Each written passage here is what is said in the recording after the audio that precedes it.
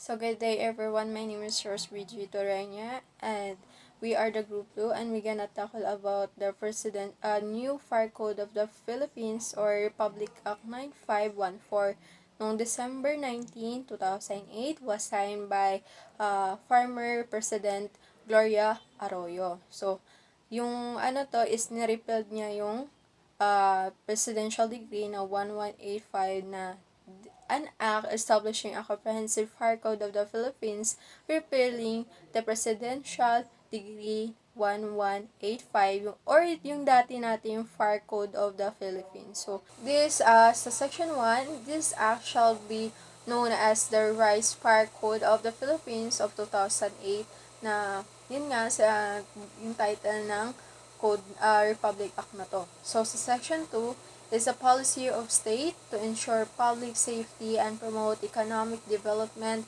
through the prevention and supervision of all kind of destructive fires and promote professionalization of fire service as a profession. Toward this end, the state shall enforce all laws and rules and regulation to ensure adherence to standard fire prevention and safety measure and promote accountability for fire safety and fire protection service and prevention service. So, ito nakaloob dito yung mga binago na mga rules and regulation, yung mga equipment, yung mga about sa mga requirement ng isang established for fire safety, yung mga prevention for paano ba natin maiwasan na mag-cause ng sunog, paano ba aplahin yung sunog in case na mayroon, paano ba kailangan gawin kung in case na may sunog. So, dito nakaloob yung mga ginagamit or pinapatupad ng Bureau sa mga establishment, lalo na sa Section 7. Doon nakaloob yung mga about sa establishment. Like, yung Bureau nag-inspect sila ng once a month for sa establishment. Sine-check nila yung fire extinguisher, ito ba ay expire na, or di pa ba siya gamitin, hindi ba siya ay nasira, or etc. Sine-check din nila yon. Sa fire exit, sine-check din nila yon. Yung fire detector, fire smoke, fire alarm, fire hose, fire extinguisher. Yun yung mga example na sine-check ng Bureau. Tapos yung Bureau ay also, they gave orientation o seminar about the fire prevention. Kung paano mo avoid in case of may sunog sa building o ano bang kailangan mong gawin in case na may sunog. So, yun, pinakaloob dito. And also, yung mga valuation. And also, dito nakaloob dito yung about sa Bureau personnel. Dito din sa batas na to. And, my groupmates will discuss about it. And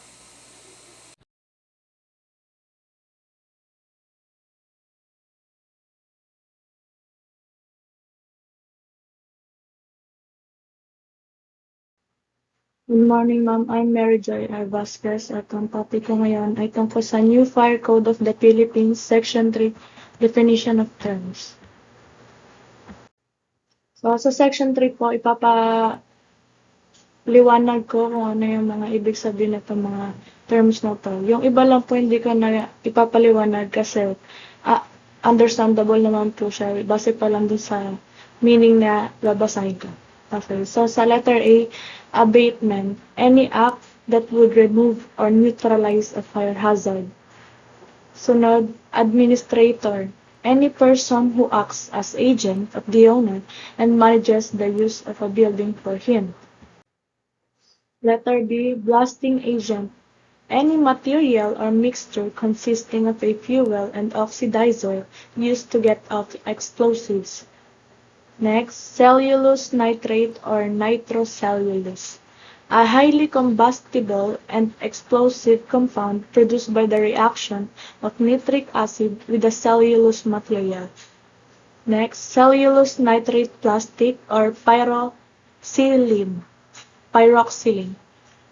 Any plastic substance, materials, or compound having cellulose nitrate or also called as nitrocellulose, as base. Next, combustible, flammable, or inflammable. Descriptive of materials that are easily set on fire. Next, cryogenic. Descriptive of any material which by nature is or as a result of its reaction with other elements produces a rapid drop in temperature of the immediate surroundings. Next, damper. A normally open device installed inside an air duct system which automatically closes to restrict the passage of smoke or air.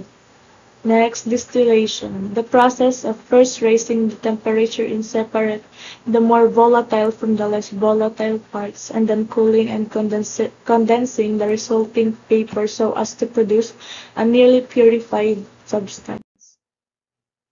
So, dito po ipapakita ko yung itsura ng duct system. Pero ano ba muna yun? Next,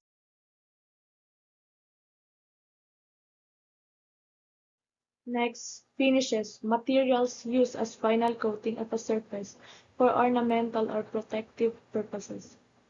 Next, fire, the acting principle of burning, characterized by the heat and light of combustion. Next, fire trap, a building unsafe in case of fire because it will burn easily or because it lacks adequate exits or fire escape. So, sa mga hindi po nakakaalam ng meaning na adequate, ang meaning po nun ay good enough. Next, fire alarm, any visual or audible signal produced by a device or system to warn the occupants of the building or firefighting elements of the presence of fire. Next, fire door, a fire-resistive door prescribed for openings in fire separation walls or partitions.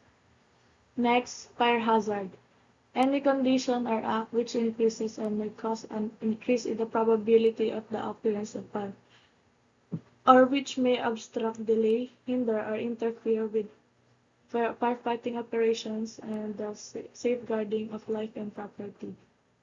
Next, fire lane. The portion of a roadway or public way that should be kept open and unobstructed at all times for the expedient operation of firefighting units. So, ito po yun. Next, fire protection and fire safety device. Ito po mga device na kung saan ay ginawa para protection ng tayo mula sa danger ng fire. So, meron nga tayo dito ang fire extinguisher, yung hose. Mga karaniwang ginagamit na mga tao at na mga business owners, mga buildings, na mga firefighters sa pag-apela ng apoy. Next, fire safety constructions refers to design and installation of walls, barriers, doors, windows, vents, means of egress, etc. So, ito yung mga constructions na kung saan ginawa talaga siya para sa safety. Next, hose.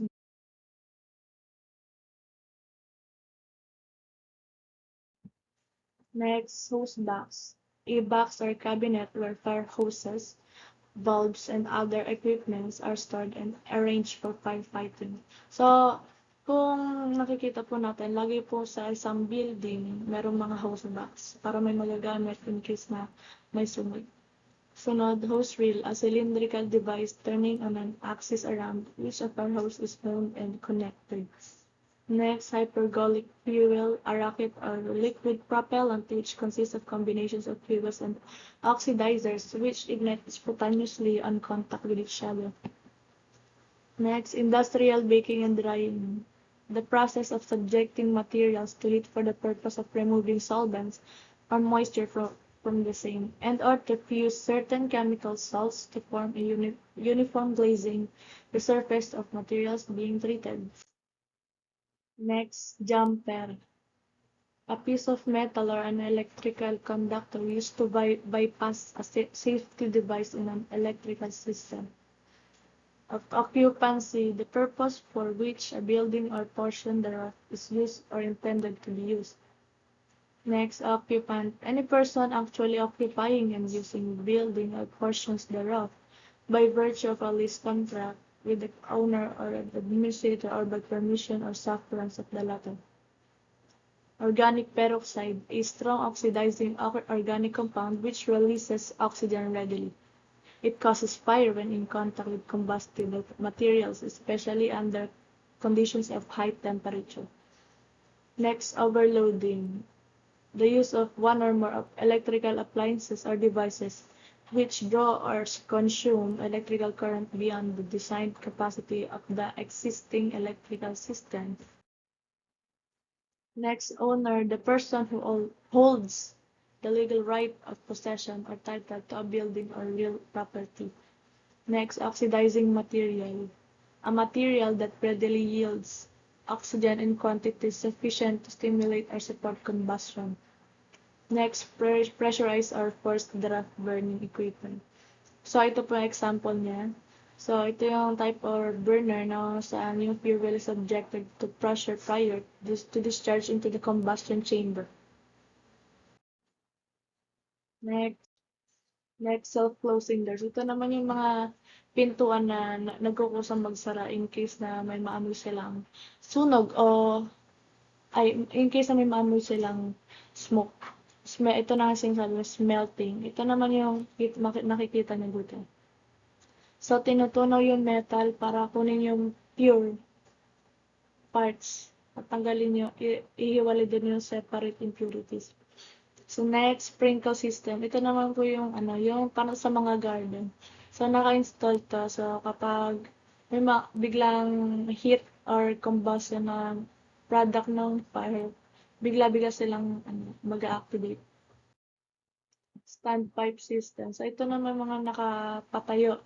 So, pwede siyang i-attach sa floor. Tapos, may system siya na yung water is available na agad kapag kailangan. Sunod, vestibule. Ito naman yung kumbaga, meron kang pintuan sa labas. Pagpasok mo, meron ka pang isa pang pintuan. Okay, sunod, vertical shaft. So, an enclosed vertical space of passage that extends from floor to floor, as well as from the base to the top of the building. So, ito, parang ito yung, di ba, sa isang building o mataas na bahay, merong, hagdan na mula sa baba, pataas, para in case na merong, emergency, makakaalis agad sila. Next. So, yun lang po. Salamat po sa pakikinig. Or private buildings constructed before or after na ma-create or enact yung batas is must comply ng fire safety regulations. So, lahat daw ng facilities, structure, kailangan ibigay yung plan sa BFP para may approve nila at hindi nila ipatigil yung reconstruction or construction ng isang building. Section 5, the responsibility of the enforcement of this code. So, according to Section 5, the Bureau of Fire Protection has the direct supervision sa mga fire volunteers, response trainings, competency of evaluation ng mga fire practitioners. So, sila din yung nagbibigay ng issue or notice, written notice sa owner or sa contractor ng isang building if that building is not complying or hindi sila sinusunod yung standards at regulations na binigay ng BFP. So, kasi bago nila yun i-construct or igawin, dapat magbigay muna sila ng plano or fire safety plan para sa fire safety regulations ng mga buildings. So, regardless to kung old or new building yung kinoconstruct, lahat kailangan magpasa ng plan. So, yun, according to letter J ng Section 5, so, require the building owner occupant to submit plans and specifications of the said building to ensure compliance in applicable code. So, let's discuss RA number 9514, known as Revised Fire Code of the Philippines of 2008, Section 6, Technical Staff. So, sinasabi sa Section 6 na si Chief of BFP or Bureau of Fire Protection na bumuo ng isang technical staff, sila yung individual na tao na qualified at may kaalaman sa fire prevention, fire safety, and fire suppression. Ang mga individual na ito, hindi lamang sa BFP o sa ahensya ng gobyerno. At sa paraan na ito, sila ay hihirangin sa serbisyo at kikilalanin bilang mga consultant or fire consultant ayon sa batas. Habang ang technical staff naman, sila yung nag-aaral o nag-evaluate kasama rin dito ang pag-develop ng mga program na makakatulong sa fire prevention, pati na rin ang mga pakikipag-ugnayan sa pamahalaan at mga pribadong institusyon tulad ng mga kolehiyo sa pagtuturo, yung pagtuturo ng kaalaman sa fire technology and protection. Section 7, ito yung inspections, safety measures, fire safety, construction, and protective and or warning system. As may be defined and provide in the rules and regulations, owners, administrators, or occupants of buildings, structures, and their premises of facilities and other responsible persons shall be required to comply with the following as may be appropriate. Dito sa Section 7, yung mga administrator, yung mga owner ng mga building, ng mga structure, kailangan nila mag-comply dito sa batas na to na pinatutupad. Number 1 is yung inspection requirement. Dito, yung fire inspection shall be conducted by the chief, BFP, or his duly authorized representative as prerequisites to the grants of permits and or license and by local governments and other government agencies concerns. Dito sa inspection requirements, yung fire safety kailangan dapat ini-inspection din para makandak ng mga BFP kung ano yung mga pagkukulang, nang sa gayon makita nila yung permit na kung nasusunod ba yung pagbibigay ng local government, kung hindi ba sila nagkukulang sa pag-inspection sa isang building or sa isang establishment. Tapos sa sunod naman is yung safety measure for hazardous materials. Fire safety measures shall be required for the manufacture, storage, handling, and or use of hazardous materials involving cellulose, nitrate, plastic of any kind, combustible fibers, and cellular materials such as fiber, rubber, sponge rubber, and plastic foam. Dito naman sa safety measures for hazardous materials, yung kailangan na may measure nila yung fire safety na nire-required sa isang mga manufacturing, storage, o yung mga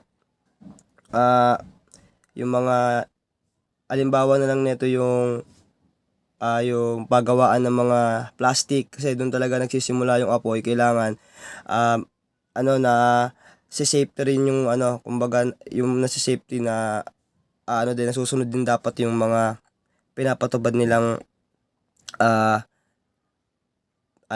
batas dun sa pag-apula o sanhin ng pagdulot ng apoy.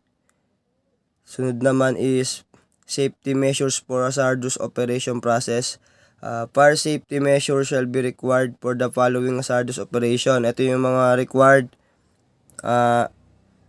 sa hazardous operation sa pag-process: welding or soldering, industrial baking and drying, waste disposal, pressurized force drop bumping equipment, smelting and forging, motion picture projection using electrical arc lamps, refining, distillation, and solvent extraction, and such other operation or process as may be hereafter be prescribed in the rules of regulation. Sunod naman is provision of fire safety, construction, protective, and warning system. Owners, occupants, and administrator or buildings, structures, and their premises or facilities except such other buildings or structure as may be exempted in the rules and regulation to be promulgated in under Section 5 hereof shall incorporate and provide therein fire safety, construction, protective, and warning system, and shall develop and implement fire safety programs to it. Dito naman sa provision ng safety, construction, protective, and warning system, yung mga owner, yung mga occupants, yung mga administrator ng mga building, okay, ng mga structures, except dun sa mga other buildings, structure, ay hindi sila o kumbaga exempted sila dun sa rules and regulation ng under section 5. Tapos ito yung mga halimbawa, yung fire protection features such as sprinkler system, hose boxes, hose reels or stand-up system, and other firefighting equipment. Fire alarm system, ayun yung mga kailangan meron sila. Yun lang. Good afternoon, my name is Renjolo Bagaipo from 3A1-1, BS Criminology, and my topic is Section 8 from RA 9514 nung inirate nung December 19, 2018. Ito yung sa akin. Section 8. And sabi dito sa Section 8, Prohibited Act. The following act declare as prohibited act and omission. Yung letter A dito is sagumpis tayo dito sa letter A. Yung sabi dito, obstructing or blocking the exit way or across to building clearly marked for fire safety purposes, such as not limited to aisle, interior room, or any part of stairway, hallway, corridors, vestibule, balcony, or bridge leading to stairway or exit of any kind, or tolerating or allowing said violation. Ang sabi dito sa letter A is, ito daw is, hinaharangan daw yung mga daanan, papasok at palabas at nilalagyan nito ng marka upang sa kaligtasan ng mga taong papasok dito at lalabas, upang malaman nila na dito sa lugar na to na may marka is dangerous or bawal silang pumasok kasi meron dong emergency yung ginagawa or may sunog. Then sa letter B naman, constructing gate, entrance, and walkways to building component and yard which obstruct the orderly and easy pass of firefighting vehicle and equipment.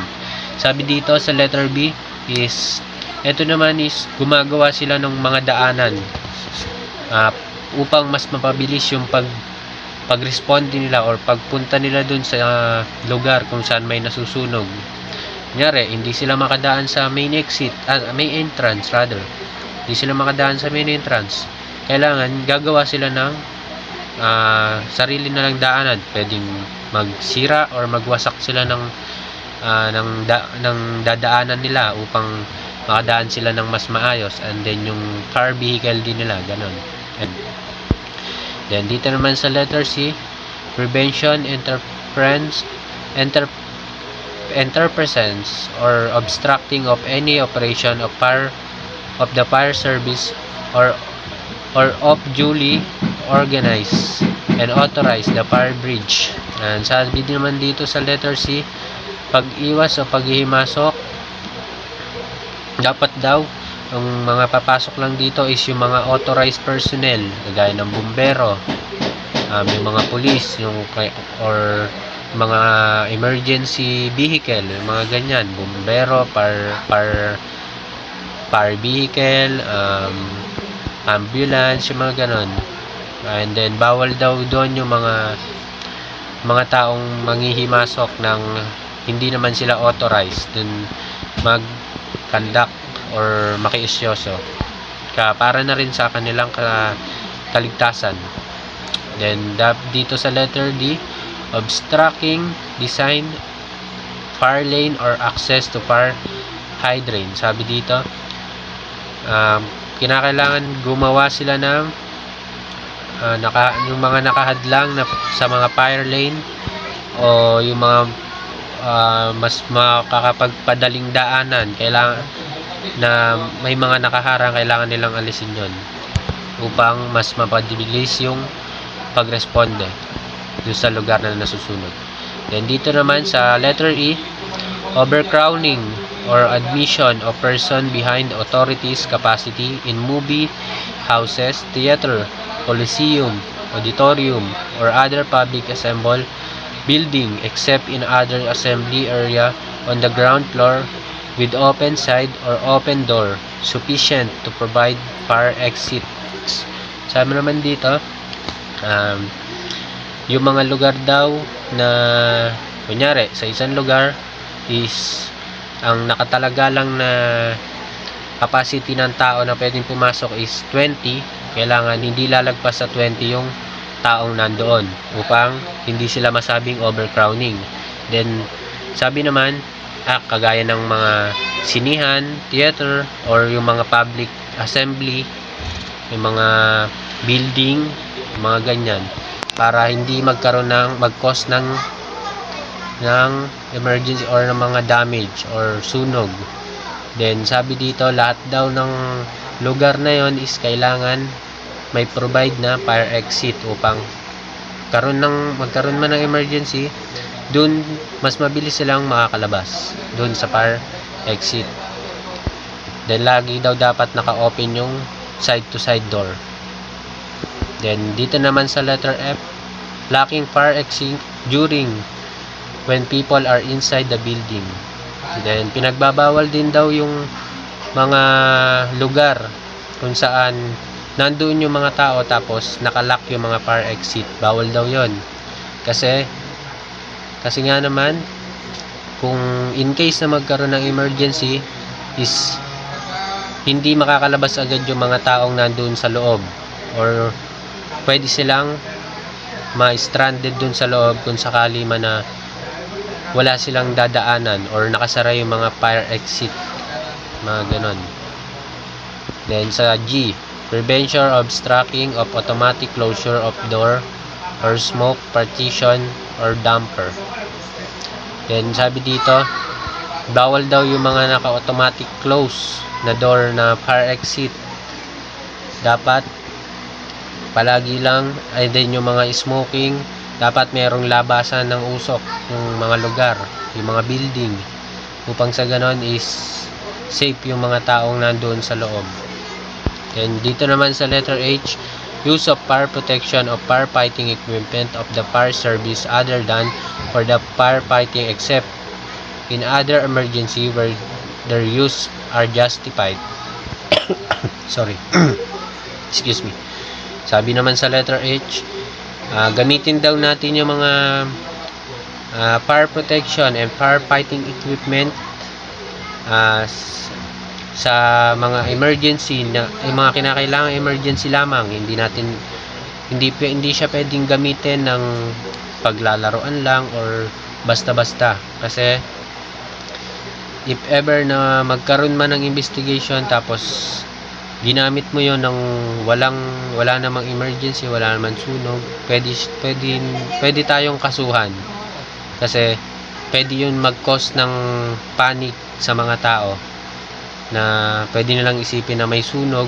Halimbawa, pinindot natin yung fire alarm kahit wala namang sunog, pwedeng ma-alarma yung mga tao, magkakos yun ng panic, magkakagulo, kakaroon ng mga aksidente, ganon.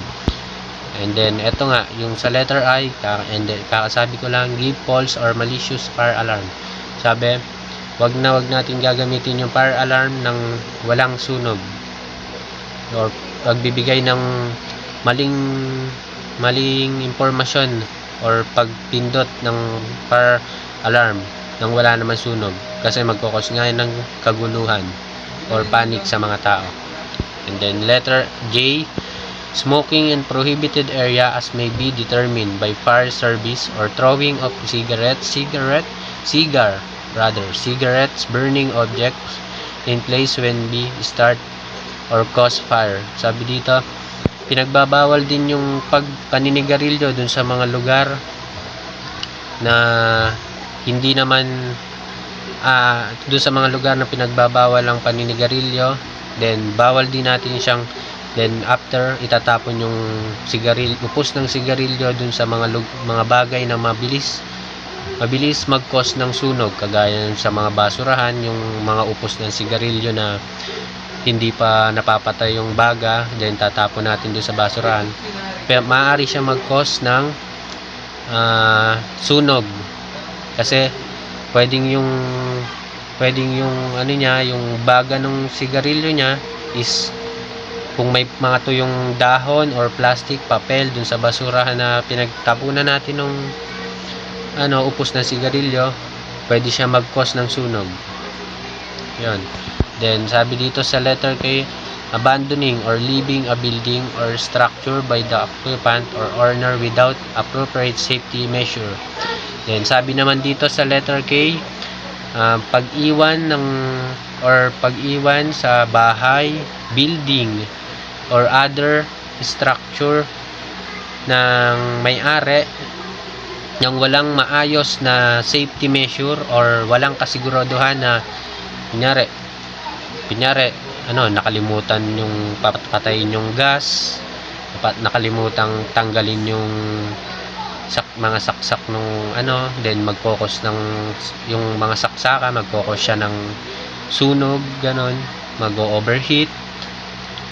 Yung sa gas naman, pwede siyang mag-leak yung gas niya, then mag-cause din ng sunog, or minsan yung sa mga pintuan, pwede tayong manakawan kung sakali bukas yung pintuan natin, mga ganun ba, yung mga incident na makakalimutan natin, yung mga bagay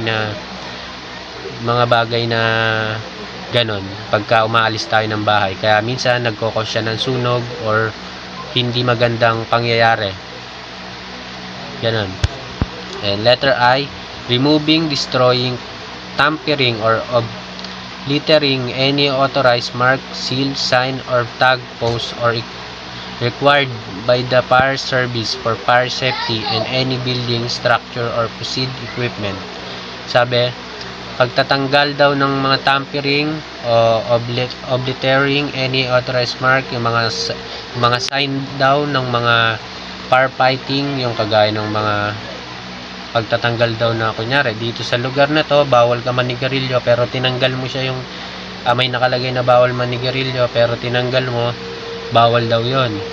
Then yung mga seal or mark na may mga nagsasabi ng babala or warning, tapos tinanggal natin siya, bawal daw yon, pinagbabawal daw yon. Then tsaka yung mga equipment, ganon. Ayun lang.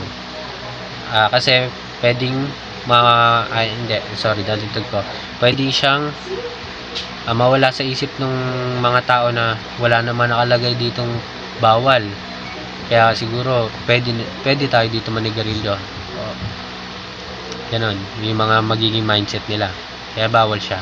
Then dito naman sa letter M, use of bumper or tampering with electric wiring or overloading the electrical system behind its designated capacity or such other practice that would tend to undermine the fire safety feature of the electrical system. Then yung letter M naman, pinagbabawal din daw yung jumper, mga tampering electrical wiring, yung mga nagja-jumper. Then sa mga bahay naman natin, yung pinagbabawal din yung pag-overload ng mga saksakan. Kunyari, ang capacity lang ng saksakan is 2, tapos gagawin natin 3, mag-overheat siya kasi hindi naman na yun yung totoong capacity niya 2 lang yung capacity ng electrical capacity nung naka-designate dun sa saksakan tapos gagawin natin 3, edi ang magiging tendency niyan, masusunog, mag-overheat, then magkakaroon siya ng cause ng sunog. Kaya minsan ay yung magiging findings ng mga otoridad natin, mga bumbero, kung bakit nagkakasunog.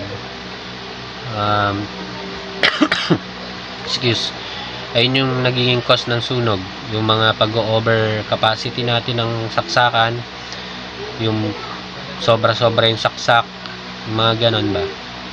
Ayun lang. And that's my report from Group 2. Thank you. Good day, ma'am, sir, and classmates.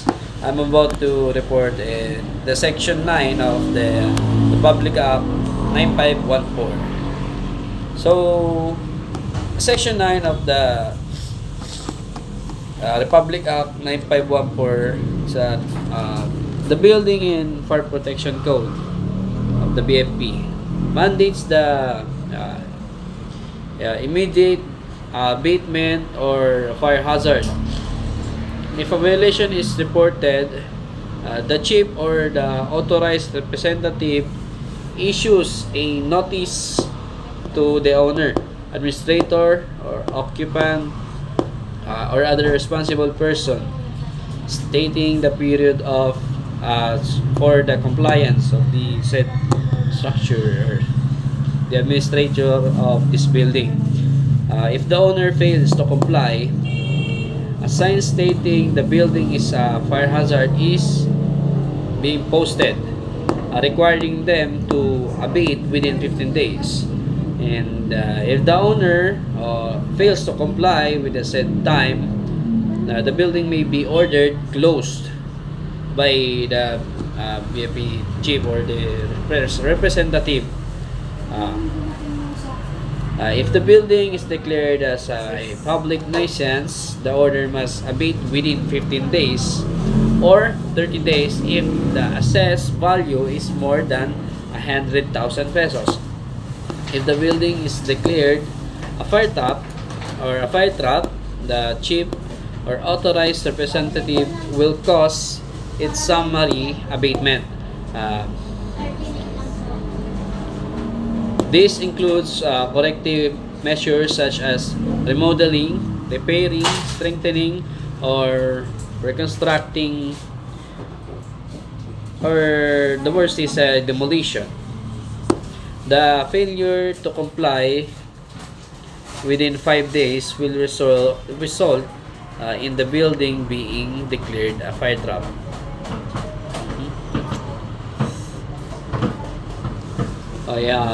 If after the lapse of the aforesaid period, the owner administrator failed to comply, the chief of BFP or his or her authorized representative shall put a sign in front of the building stating that it was a fire hazard. Especially the notice shall bear a warning sign like this building or structure is a fire hazard. To be summarized, the abatement as used herein shall mean all corrective measures shall undertaken to abate hazard, which shall include but not limited to remodeling, like I said earlier, either partial or total of the building or structure. The expenses incurred by the government for such summary abatement shall be borne by the owner or the administrator. These expenses shall constitute priorly upon such property. That's for the section 9. Thank you.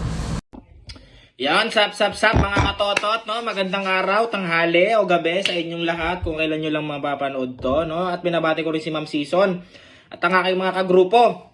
Group 2. Yung, ganda. Meron na dalawang topic dito, mga tol, no? Unang topic natin is, pabibilisin ko lang to, no? Para isang mabilis na pasada, explanation lang. Bibigyan ko lang kayo ng idea kung para maipaliwanag yung dalawang section na to. Dalawang topic, no? Unang topic natin dito is Section 10. Enforcement of the lien. Oh, ganda, no? Ganda ng topic. Enforcement of the lien, no? Parang talagang pang matalino, no? Pero, mahirap yan, no? Bali, i-explain ko lang sa inyo ng mabilis, no? Pwede. Potential to, ha? Babasahin ko muna sa inyo yung nakasulat dito sa Section 10, no? Nakalagay dito sa Section 10, Enforcement of the lien, if the owner, no? Administrator or occupant fails to reimburse the government of the expenses incurred in the summary abatement within 90 days from the completion of such abatement, no? Okay, di hindi na natin tatapusin to kasi medyo mahaba. Bibigyan ko lang kayo ng mabilis na example, no? Para dito sa Section 10, Enforcement of the Lien, no? Bibigyan ko kayo ng example, For example, di ba? Kumuha ka ng motor. Ito, gagawin natin example. Yung mga hulugang motor, yan, no? Yan naman ay common, no? Para mabilis yung maintindihan. For example, kumuha ka ng Aerox, NMAX, Honda Click, MIUI, no? At Honda Click na lagi may parcel, no? Sabihin na natin gano'n, no? Kaya mabagal. Magda-down, karamihan naman 'di ba nagda-down lang, no? Tapos babayaran natin ng monthly, hindi kasi nga yung minsan yung karamihan dito sa atin wala namang pang down, walang pambili ng cash, no? Yan pinakamagandang example. Di ngayon, maglo-loan ka ngayon, 'di ba? Kukuha ka ng hulugan, babayaran mo ng monthly, no?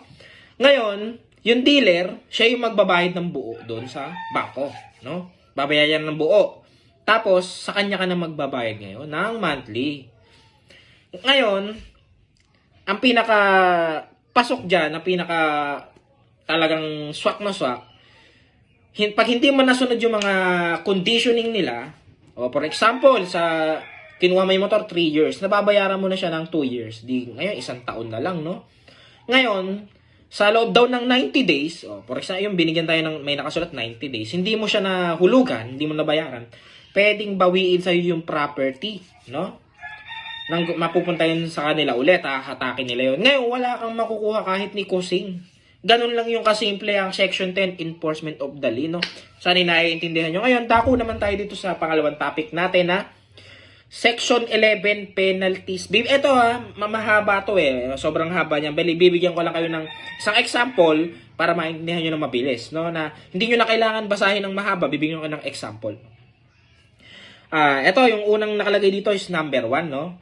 Nakalagay dito is against the private individual, no?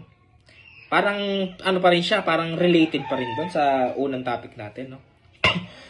Sabi dito, ito ay Section 11 of RA 9344 na Juvenile Justice System Welfare Act of 2006, no?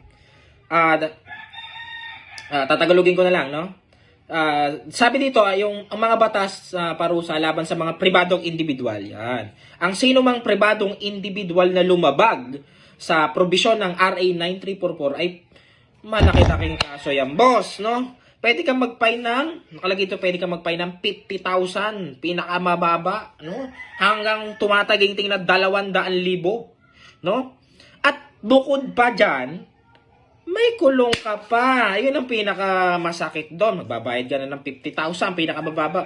Ngayon, may kulong ka pa. Yan ang tinatawag sa Section 11 na penalties ng Section 11. Ganon siya kalala. Ngayon, marami yan Binigyan ko na kayo ng isang example para maintindihan at maunawaan nyo. Ngayon ay magandang umaga, tanghali o gabi kung kailan mo ba ito mapapanood. At muli ay binabati ko si Ma'am Season, si Doc Season, ng aming pinakamahusay na instructor na, mentor pa, ayos, ganda, potential, no? Ngayon magpapaalam na ako at salamat ulit sa aking mga kagrupo. Group 2, mabuhay kayo. Magandang araw mga buddy, ma'am, sir. Ako nga po pala si Solatorio John Vincent ng 3A1-1 Criminology. I will discuss the Section 12 of Republic Act 9514, an act establishing a comprehensive fire code of the Philippines, repealing Presidential Decree number 1185, and for other purposes. So, Section 12 of RA 9514, the appropriation and sources of the income. So, dito sinasabi ang mga income of sources, yung income sources ng mga equipment need ng ating mga VFP, the Bureau of Fire Protection, such as the amount to attain the objective of the fire protection. Ano ba ang objective nito? To save lives and property. On the other hand, Section 12, ang goal din nito to partially provide for the funding of the fire service, the following taxes, no, at yung mga fees which shall accrue to the general fund of the national government. So ano-ano mga ba yung mga following taxes na din na ginagamit doon? Una, yung fees to charge for the insurance like certificate and permit. Pangalawa naman yung kahit mga 0.1% dito ay mapupunta sa verified estimated value ng building structures to be erected but not exceed 50,000 pesos. One have to be paid prior to the issuance of the building permit and the balance or after the final inspection and prior to the issuance of the use and occupancy permit. Pangatlo, sabihin natin mga 0.10% dito ay mapupunta naman sa assessed value of buildings or structures annually payable upon payment of the real estate task except the structure used. Ang pangamat naman ay yung reinsurance premium for the sale of fire, earthquake, and explosion hazard insurance collected by the company or a person or agent licensed to sell such insurance. Panglima naman po ay yung gross sales of companies, yung mga person or agent selling firefighting equipment, appliances or device including hazard detection and warning system. At ang pang-ani naman ay yung mga service fee na nakukuha from fire, earthquake, and explosion hazard, reinsurance survey, and post-loss service of insurance adjustment. Muli, magandang araw. Ako si Solator John Vincent ng 3A1-1 BS Criminology. Good day everyone, my name is Lexa Arceludo from 3A1-1 BS Crim. This is my report, Section 13. Collection of taxes and fees and fine. All taxes, fees, and fine provided in this code should be collected by the BFP provided that 20% of such as collection should be set aside and retained for use by the city or municipality government concerned, which should be appropriate the same exclusive for the use of the operation and maintenance of its local fire station, including the construction and repair of fire station, provided further that the remaining 80% should be remitted to the National Treasury under the trust fund assigned for the modernization of the BFP.